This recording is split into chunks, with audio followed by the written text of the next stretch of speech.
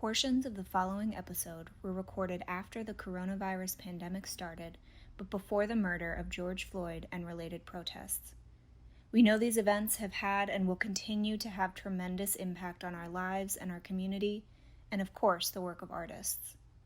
We assert that Black Lives Matter and will be working on content that deal with such topics. As always, we'd love to hear more about what you'd like to hear from us. Stay tuned for ways to reach out to us at the end of the show.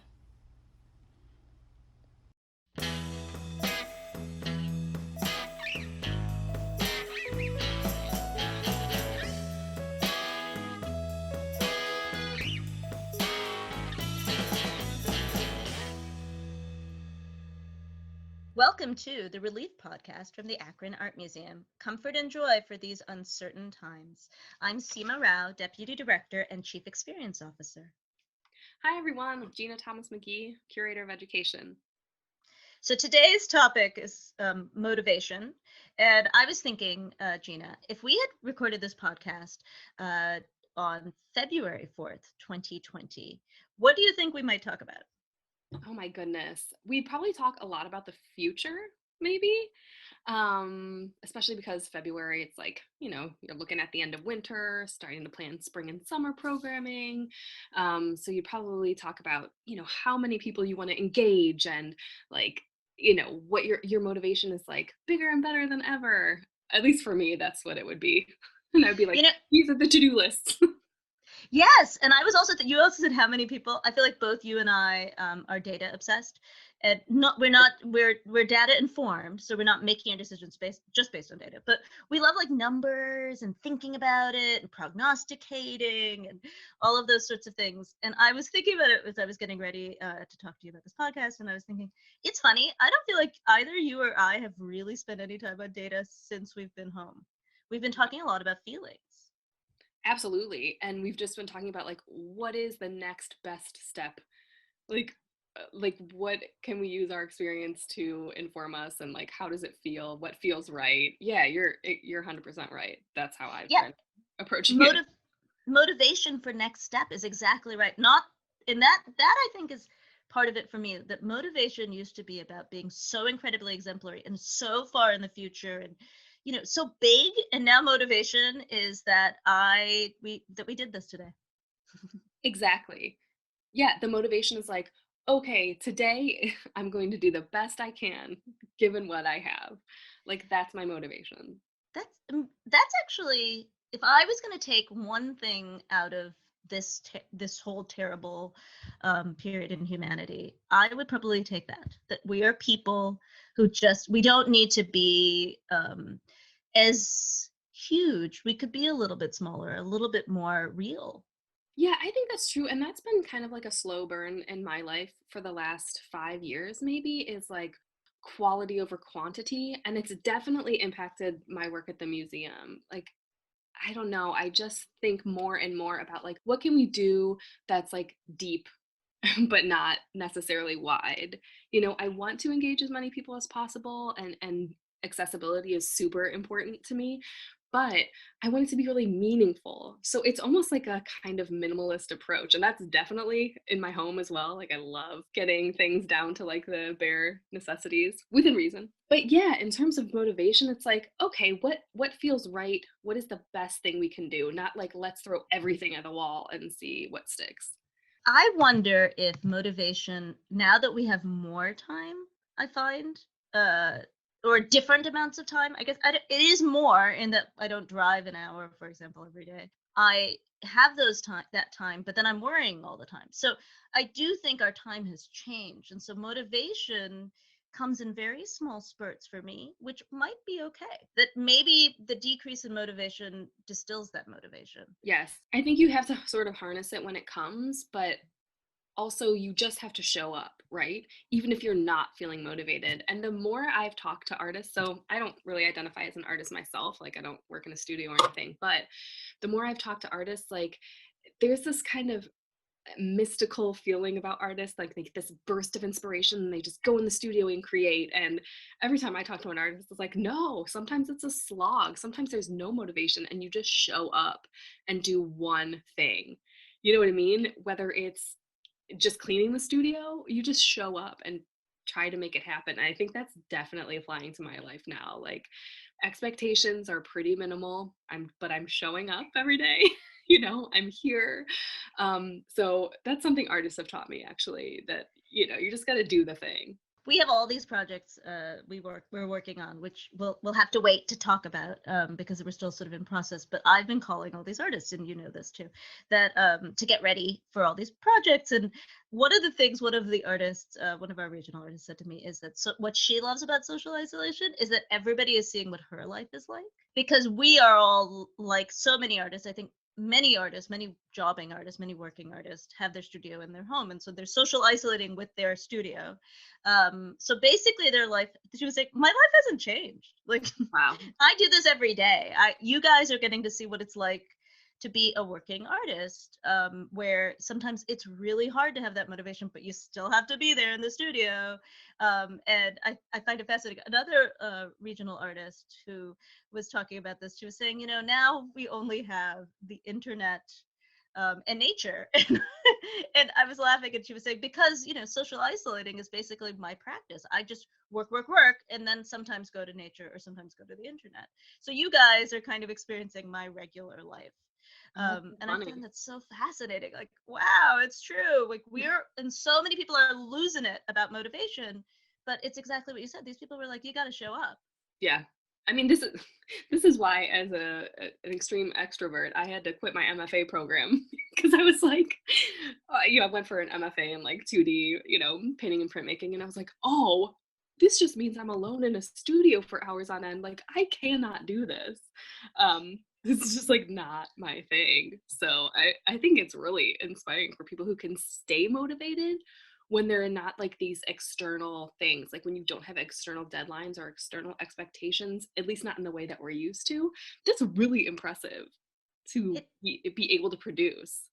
It is like, and actually, I also dropped out of one for medical illustration because they were like, "Oh, are you really sure this fits your personality? Would you like to be inside and not talk to anybody but dinosaur bones?" And I was like, "Well, no, not really." Yeah, You're right. You know me so well. Does it show? Yeah, it's fascinating. But then artist process to me is also there's so many artists who work in so many different ways.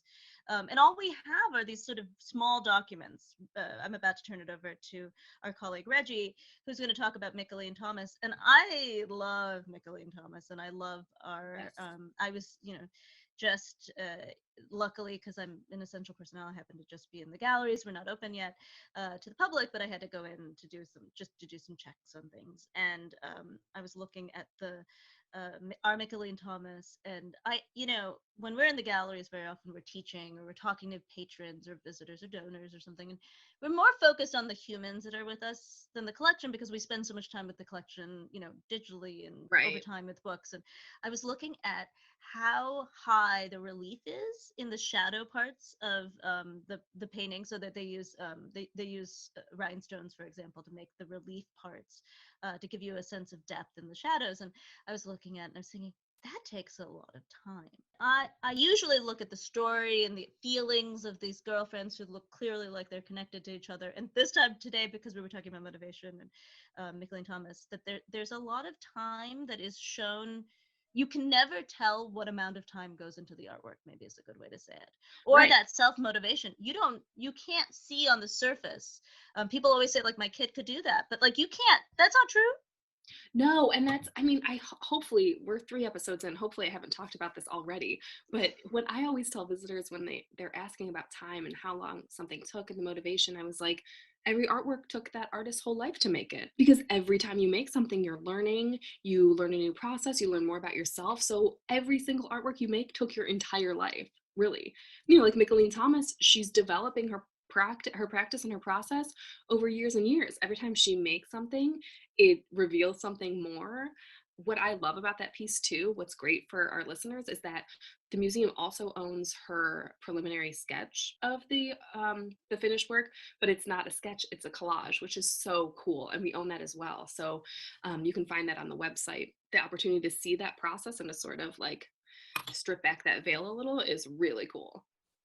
So I will stop describing it and send it over to our deep dive with Reggie.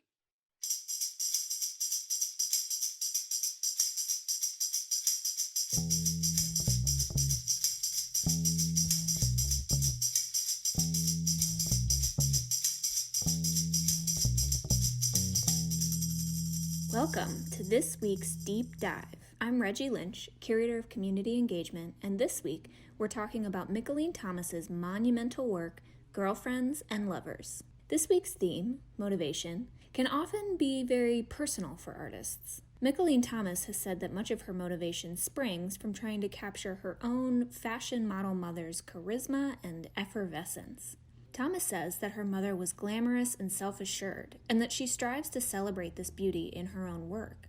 She often refers to work by artists like Manet and Ingres as iconic, but lacking in their narrow view of female beauty, which focused almost exclusively on white women. Thomas has said that she wants images of black women to be held in this same iconic light, and she creates her work as a way to balance the scales. Thomas also uses her practice to elevate the popular culture and fashion that her mother exposed her to as a child. Girlfriends and Lovers, for example, is actually a recreated version of a Pointer Sisters album cover, which was an album she listened to growing up. In Mickalene's version of the album cover, these fashionistas are completely bedazzled with rhinestones, recalling the glamorous clothes that her mother wore. All of these personal references are set against a background of art historical illusions, like African textiles, parquet floors, and black and white tiles reminiscent of 17th century Dutch households. What's more, she's created this work on a giant scale, much like the greats like Rembrandt and Picasso. In short, this painting is a testament to her own motivations to immortalize her and her mother's stories. Thanks for joining this week's Deep Dive. Hope to see you back soon for another close look at our collection.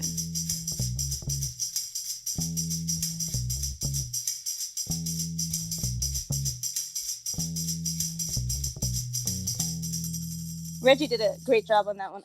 It's such a wonderful work. Though, I know I shouldn't say this, but I wish we were open. That is a work. The one hardest thing for me about living in this digital world is that so many of the tangible things they're all the same, right? Like if you looked in our online database at the Mickalene Thomas, which is enormous and shiny and beautiful, it is the same size as something that is tiny. Right, like a thumbnail is a thumbnail is a thumbnail. Yes. And that one you have to see in person. It's so, the texture, the surface is so rich and so varied. Like, oh, I mean, I want to touch it really badly. We would never, of course, but it's full of rhinestones and resin, and like some of the resin is like almost poured on. You look it up. Maybe it's not resin exactly, but it's some sort of clear coating. And it is just so cool. Yeah, I love to see that one in person. But that's motivation. We were talking about motivation earlier, we were talking about motivation in terms of productivity, right? Like we were talking about like the American sense of motivation on some level, right? Just doing work and keeping our economy and all those kinds of things. But another form of motivation that I think about a lot is the motivations to get out of this situation. To what's the next thing. I this morning was I haven't left the house in a very, very long time, and I had to pack up my stuff to go to work. I haven't done that, right? So it's like a whole new thing. I had to dress in clothes that are not pajamas, and there was a lot to do. I didn't do my hair or anything, but I had a backpack that I never use, and I needed to get something to put. I had to take a camera with me, and so I opened it up, and there are these huge shells, like big shells that I remember my kids and I found on the beach in New Jersey. There's a national seashore in the very northern New Jersey. And so I picked it up and I was looking at it, and there's two ways to look at these shells. And it was nice because my kids and I all thought it's motivation. It is actually like a carrot. It's something that's going to make us know that if we can do this, if we can stay in isolation. I will say that I went to work but alone, so I stayed socially isolated. I didn't see a human. I didn't break isolation in any way. I stayed safe. I'm an essential personnel at our organization, and but I said, we were talking about vacation, and we've been trying to think about this future, which you said is really hard, but at least knowing that it exists, even if you don't have to plan it, feels good. Yeah, because motivation could also mean something to look forward to, right? It's like what gets you through, the rough times, like something to look forward to. Okay, like there will be this whenever it happens, and we can look forward to that. Yeah, I mean, it's so hard right now because we don't know when exactly those things are, but we know that they will exist. So, I mean, that definitely helps. It's a comfort. And I hope a lot of people look forward to coming to see authentic works of art at our collection, or really any museum in the country, because you can't, it is the only one. Whenever I talk to my family, particularly, who are definitely not museum people, and they say, I just wish that I could have seen a Van Gogh at my museum. Why don't they have one too? Or why do you have a Mickalene Thomas like that and I don't have one? And it's so, or Warhol is another one, I think, because there's enough that people perceive there'd be enough for every museum. Right. But it's because we're so used to having, everybody can go to IKEA and get a poster or whatever. And I do hope that authenticity is one of those drivers of motivation, that people want to see things that are different and new. And I do think people, I mean, at least for myself, at the end of this, I will really, really value experience, and like, because we are making memories now, we're making memories at home. And it's, for me, that's motivation for, even when this is over, to continue realizing that like there's an opportunity each day to make a memory. And of course, my children are very small. I have a baby and a preschooler, so I'm always thinking about that because this is their one childhood that they get. But yeah, I certainly hope that people seek out these memorable things, and hopefully come to the museum as part of that. I mean, some of my best memories are at museums, like from traveling, or, my grandma taking me to see something at the local museum when I was little. Oh, it's interesting memory. My daughter, one of my daughters has like sort of one of those really crazy steel trap memories, just crazy things. Do you remember when you said this, mommy? And I'm like, no. Plus, mommies don't remember the things we say. We say so many things. Yeah, you can never say I promise. I know. Yeah. I ended up having to make blueberry muffins this Sunday at 8 because I had promised when I wake up I would do that. And I was like, oh, what was I thinking? Like, oh my God. But so we've been talking a lot about, do you remember when we went on this vacation? Or do you remember when we went to this place? All the things that we can't do right now. And I've been real struck by the things that create memory and that would never be the things you would think. Like you as a parent maybe planned, we've taken a lot of huge trips, and like for example, we went on this enormous trip down the Pacific coast, and in a very surprising way we decided to camp, which could not be any less like us. And the things I imagined, like we went to Mount Rainier, and we went to Crater Lake, and like we went to Mount Chat, all these real places that I felt like would be the memory. And then they were telling me about we went into, it was really hot in Mendocino, and I let them have, like at very early in the morning, I let them eat a lot of ice cream, and we bought it from a hippie who had like rainbow dreadlocks. And awesome. So yeah, it was awesome. I mean, obviously there's a memory for you, but I had spent all this time thinking about like we're gonna camp in the like Redwood National Park, which we did, but that's what they remembered. And I do think that one thing that's so important about artwork, actually, in some ways, is that it often is the image that you didn't expect. It's an unexpected moment. Yeah. It isn't there are the works, and I do say, I like to remind people that we have very, very well-known works, like an Ansel Adams with a moon that one of our curators had just had in a show that closed recently. But then we have other works that are just these amazing snapshots of things that you couldn't articulate. Like, it's not a moment that you would think of. Yeah, that you aren't expecting, and maybe that's why it grabs you even more. It's what's funny is I get a lot of thank you notes from students who visit the museum, and it's so funny. I mean, we get drawings of all the artworks in the collection, and I love to see those, but I do get notes fairly often by students who their favorite thing was the elevator. Right? Because the elevator at the museum is a very weird shape. It's like an obelisk that got like crushed or something. It's like I don't know how you would even describe it. It's like a square column that got crushed and crumpled. Yeah. I think actually obelisk that got crushed is a great. I don't know. Yeah. I'm going to go with that from now on. Okay. If they don't listen to the podcast, I won't even credit you. It's an official architectural term. But yeah, students like just the experience of writing in that bizarre like shape, and it's made of concrete. So you never know what the memory is going to be, the lasting impact. It's really fun to watch, to see what people are kind of inspired by. And that's probably motivation for that kid. You know, when he says to his family, like, hey, can we go to the museum? I want to show you this elevator. That's his motivation. I love it. I'm all for it. And for an artist, you don't know where motivation's going to come from. And I look at a lot of artists' work, like we're about to throw it over to our colleague Katelyn, and you look at this artist's work, and I mean, there's such a rich vocabulary of visual imagery that is behind the artwork. And for a lot of artists, it is a lifetime. It's exactly what you said. It's accrued learning, and you draw and draw and draw and draw and draw, or you make and make and make, you photograph and photograph and photograph. And it's that kind of richness that you're drawing on every time you make something.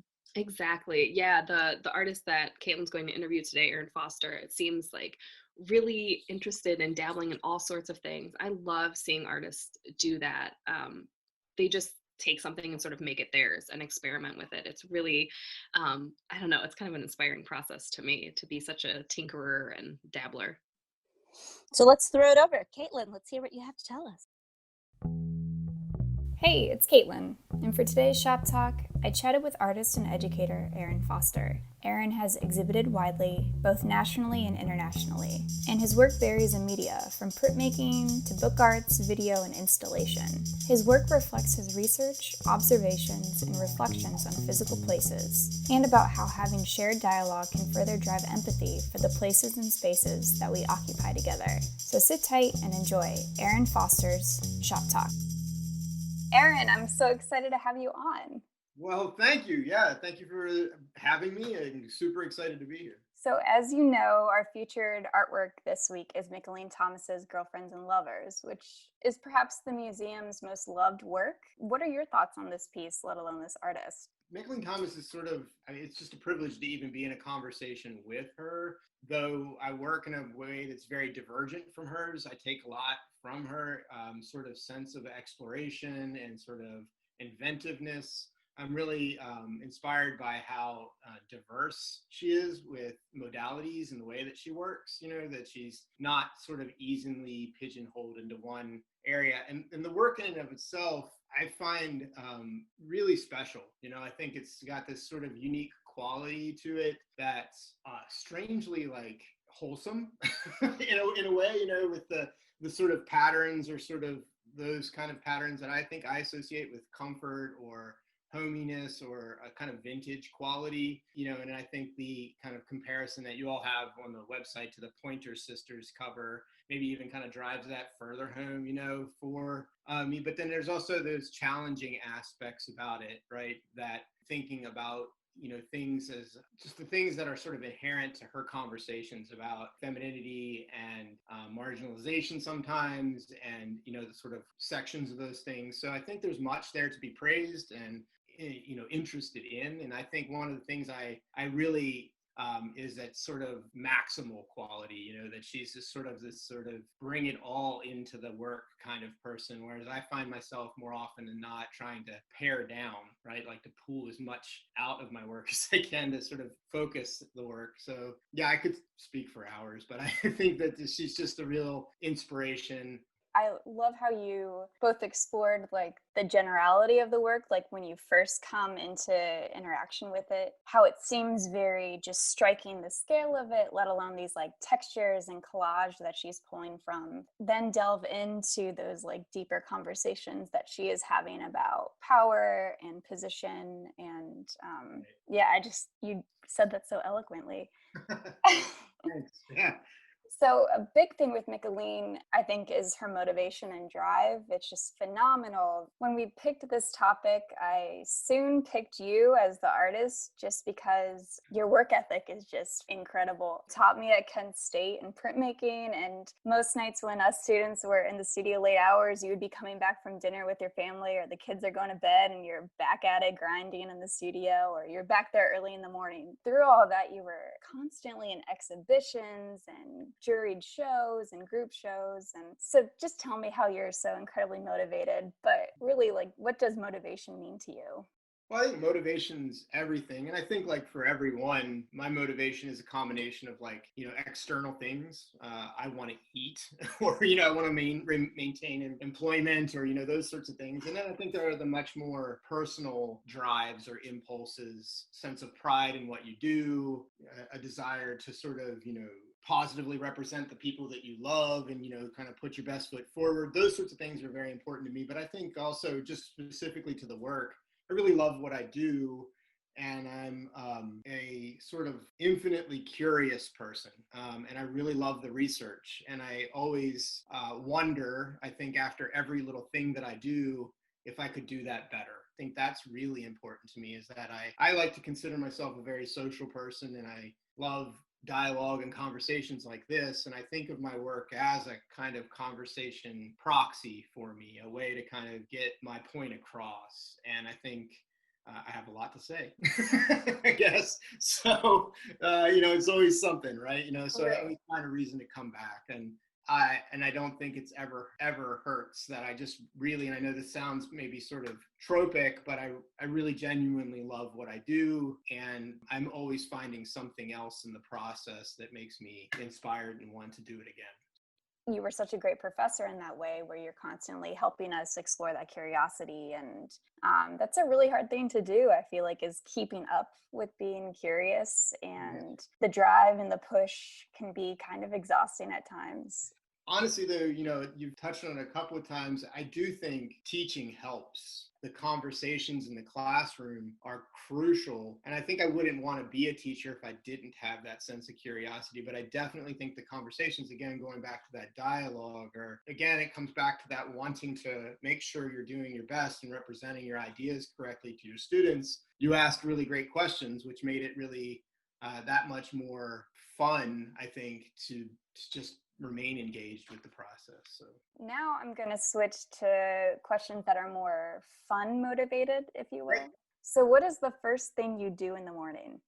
Coffee. And then in one way or another, I'm a list maker, and whether that's a mental list or just like a physical list, but I'm always kind of trying to organize, my day. But I think a big part of my morning routine is to read. I think it's really important to kind of like stay in tune with the world at like some level, because like you said, I think with work schedules and everything else, you can develop a real, kind of myopia and live in your head. That's my like trifecta. I like that. And now, speaking of the threes, what are your three desert island studio needs? Okay, so I saw this question, and this is the one that gave me the actual like most panic. I mean, you do recognize, right, that I'm a printmaker, and like my whole world is like tools and toys and equipment. So it was really hard to carve this down. It was truly a desert island situation. Either an infinite supply of paper, or the ability to make my own paper, something to mark with, right, and something to remove marks with. If I could have those three things in unlimited supply, I think I could probably cobble together a satisfactory kind of go at it. But that you both select materials that are so vague, something to erase with, very vague, but an endless supply of that vague thing. Yeah. Well, I mean, I'm going to be busy, right? Right. So maybe out of those, what's your favorite tool? I mean, I think that I would probably be kicked out of the printmakers club if I didn't say a press, right, of some sort or other. I think more generally, though, I really love simple machines. I grew up in a kind of like agricultural area where they celebrated like archaic machinery. And, it was like a lot of things that are like, they're so fascinating to watch because they're just a system of like levers and pulleys and weights and, So I just really like those kind of things that you can see the mechanics of what they're doing and how they're going to do it in a very like open and kind of clear way, but you're still sort of captivated by how they're doing it, right? I think like, there's no mystery to a printing press. I'm going to run this thing through this other thing that's very heavy and it's going to make an impression. Next question. What are or is your silver lining during this time? I think this moment, when you like step back from it and take stock, has been all about change and essentializing for me. And I think that this moment has really forced both of those ideas and made me take action on things that I may have put off for much longer. And it's given me a chance to really watch my family change and grow. And I think that's been exciting.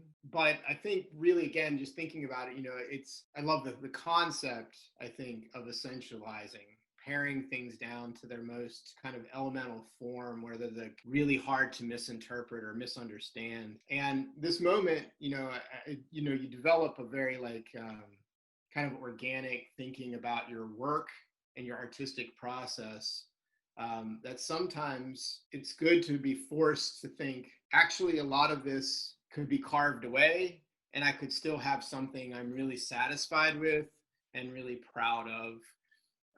It's been great. I think that part of it's been great. It's been hard to read and watch the news and know how many are suffering, but I do also see these glimmers, hopefully, of real actual change. And I think that that's really encouraging and something that may, as a person who's thinking about two little people living in the future, that could be a really positive thing if we all do this right, if we take advantage of this moment and really do what's right.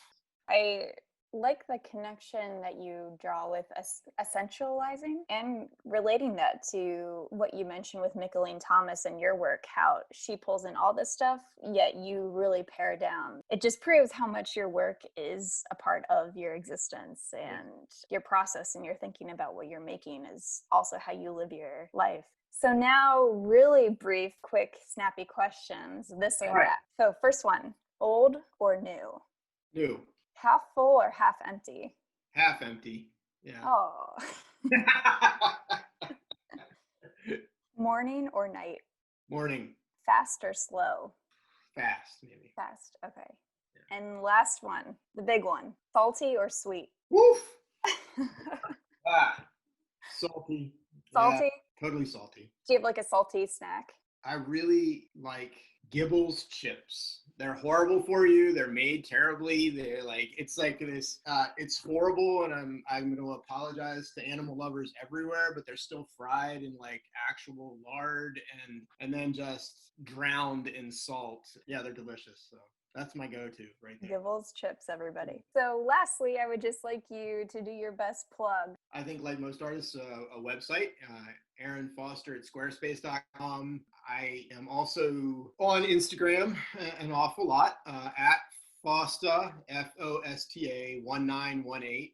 I will mention that right now, I think as imperfect as I may be, I try to be, or am trying to be, a good ally and take this time to kind of learn as much as I can about the BIPOC community and BLM. And I'm doing a lot of reading and researching, and a lot of what I'm posting right now is focused on that. But I am, still working and doing a lot. I have lots of irons and fires, as you say, and those updates will be forthcoming when I think it's more appropriate to sort of shift focus back to my work or what I'm up to. I was, privileged to be in a 2-person show at Zygote Press in Cleveland.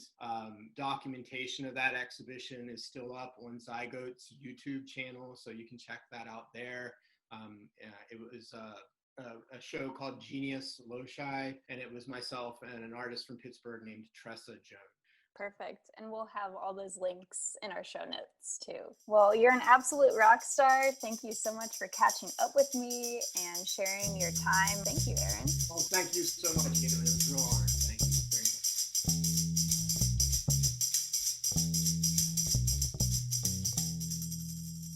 Excellent. That was so interesting to hear from Katelyn and one of our local artists again. We will certainly put the artist's work in the show notes so you can check it out a little bit more closely. And if you're interested in reaching out to us about something you heard today or something you'd like to hear in the future, please do. The podcast phone number is 330-790-1622, and the email address is podcast@akronartmuseum.org. Thank you for listening to the Relief Podcast from the Akron Art Museum. Comfort and joy for these uncertain times. Relief Podcast is a production of the Akron Art Museum. Today, you heard from staff members Gina Thomas-McGee, Seema Rao, Reggie Lynch, and Katelyn Evans, along with artist Arron Foster. Special thank you to Jordan King, who wrote and performed all the podcast theme music. Until next time, take care and live creative.